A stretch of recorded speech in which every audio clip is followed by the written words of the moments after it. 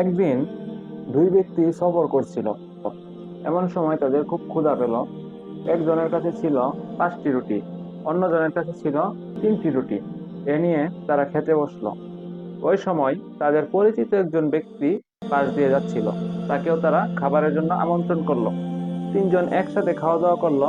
তৃতীয় ব্যক্তিটি খাওয়া দাওয়া করে খুব খুশি হলো এবং তাদেরকে এই খাবারের বিনিময়ে 8 দিরহাম উপহার দিল। এই 8 দিরহাম থেকে 5 দিরহাম দাবি করলো এবং বলল যে তোমার 3টি রুটি ছিল, তুমি 3 দিরহাম পাবে। কিন্তু 3 রুটির যে ব্যক্তি, সে এই 3 দিরহামে সন্তুষ্ট নয়। সে দাবি করলো সমান সমান করতে হবে, 4 দিরহাম 4 দিরহাম করে।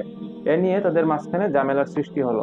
আশপাশ থেকে অনেকেই আসলো, এসে তাদেরকে সমাধান করার চেষ্টা করলো, কিন্তু তারা কোনোভাবেই মতামত পরিবর্তন করলো না।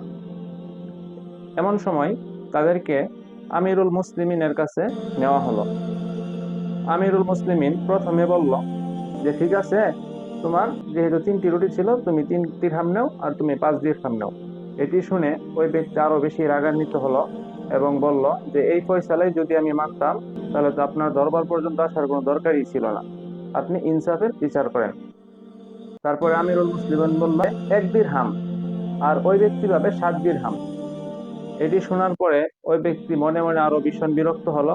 তো তারপরেও সে কন্ট্রোল করে বলল যে ঠিক আছে, আপনি যদি প্রমাণ করতে পারেন যে আমি 1 দিরহাম পাবো ইনসাফের ভিত্তিতে, তাহলে আমি মেনে নিব।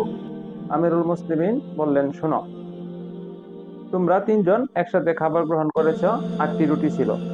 তাহলে তোমরা যদি সমানভাবে খাবার গ্রহণ করো, তাহলে একটি রুটিকে 3 ভাগ করলে 3 8 24টা টুকরো হয়। আর 24টা টুকরো থেকে তোমার ছিল 3টি রুটি, তাহলে তোমার টুকরো হলো 9টি। 9টি থেকে তুমি 8টি গ্রহণ করেছো।